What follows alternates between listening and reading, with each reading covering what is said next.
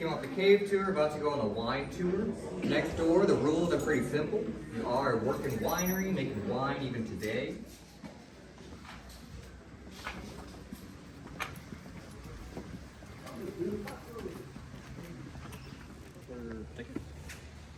Thank you. Oh. Perfect. Thank you. Perfect. Perfect.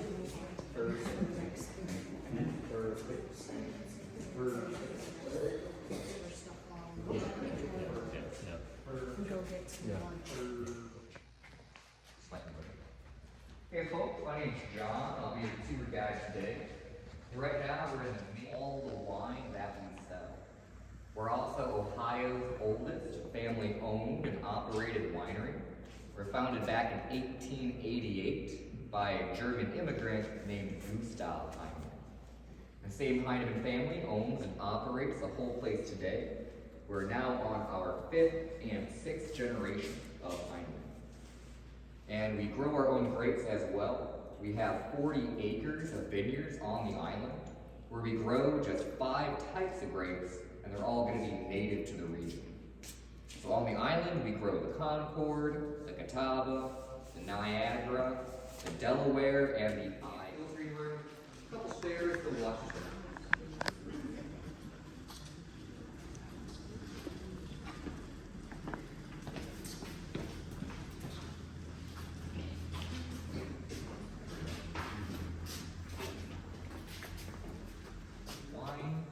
Just a couple ounces of sugar could still drastically change the taste of all 500 gallons of wine. But once he gets it dialed in right where he wants it, it's pretty quick to get into a bottle. Take one end of our hose, put it right into the tub. The other end will connect to our bottling machine in our next room, and that wine is going to go straight from tub to bottle. Did you folks have any questions? So we're a German winery. They probably still make about feet. I'm sure there's some boutique wineries in France that probably do. And probably California too. We used that stuff until the year 2000. Got the job done, but that old hand bottler can only do 5 bottles at a time, and you're literally putting the bottle on, waiting for it to fill up, and then taking it off, and then capping and corking them individually. Got the job done, but like I said, 4,000 bottles for a full tub would be an all-day project with that hand bottler. Our mechanical bottler could knock out those one. Well, we don't use the barrels anymore. Nowadays, we only ferment and store in stainless steel or fiberglass. And then that's all 4,000 some bottles? Oh, we don't use the barrels anymore. Okay. Yeah, the barrels, wood is very finicky. If it ever stays dry for too long, it can start to crack. Usually not large enough to let wine seep out, but large enough to let air kind of exchange from the tank to the outside. When you get that happening, you basically turn it into vinegar. It can turn sour in the cask. And that's only if it stays dry for too long, which sometimes they do. So nowadays we find we get a more consistent product out of our stainless steel and fiberglass. Where's those made at? Germany? The machine behind me is Italian. Our press is German. So this machine will do 2 different things, as I mentioned. The first stage has a metal dome, which will come down and heat seal the tamper-proof cap to the bottle. The back end has a couple rollers that will rotate the bottle, which helps to attach our label. By the time it comes out of this machine, it's a ready-to-go bottle of wine. Just put it back into a box and move it over to our storeroom. How long does it stay in your storeroom? We don't age our wine. It's all considered young wine. Okay. So it just stays in there until it gets moved to the bar and then sold. Usually pretty quick, because we Well, sell a lot of 2024 is a wine. good year then. So you start drinking it now, right? Yeah, well, the wine, technically the wine we're bottling now would not be 2024, because it would have been harvested Last year. usually 2023 or the year before, so 2022. Yeah, our wine's not aged. So now, what if I wanted to like buy it? Would you be able to ship it? Like, Yeah, folks, well, behind me is our mechanical bottler, far more efficient than that hand bottler in the outer room. The machine behind me only takes about 2 to 3 people to operate and can move out about 24 bottles a minute, or about 2 cases a minute. All starts in the far end. We'll have one person just feeding empty bottles right into the machine. From there, the bottler takes over.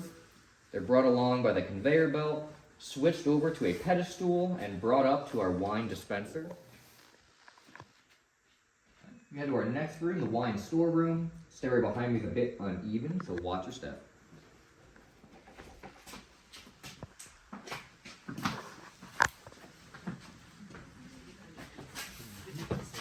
Ooh, that one got an award. That's so nice.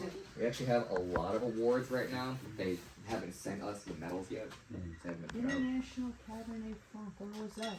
California. Oh, really? Okay, folks, on the table in front of me is all the wine we have in stock behind the bar.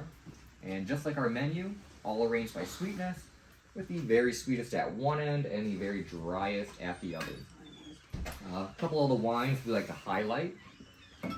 Starting off, we have our iced wine that I mentioned previously. Our iced wine is made from a Vital Blanc grape. It's going to have kind of a honey note up front and a creme brulee toasted marshmallow taste on the finish.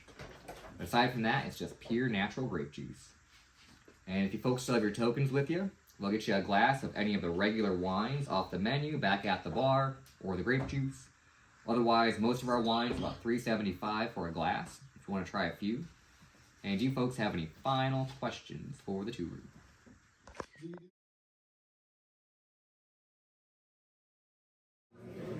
So this is the pink Catawba.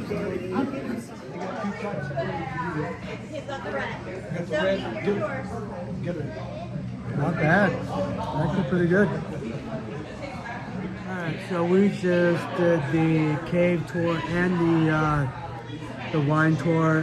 Very, very interesting on the wine tour. A lot of information. And it's pretty cool to see how they make the wine here at Heineman Winery in Puttendale. So lots of information, and it's very informative and pretty good. Pink Catawba.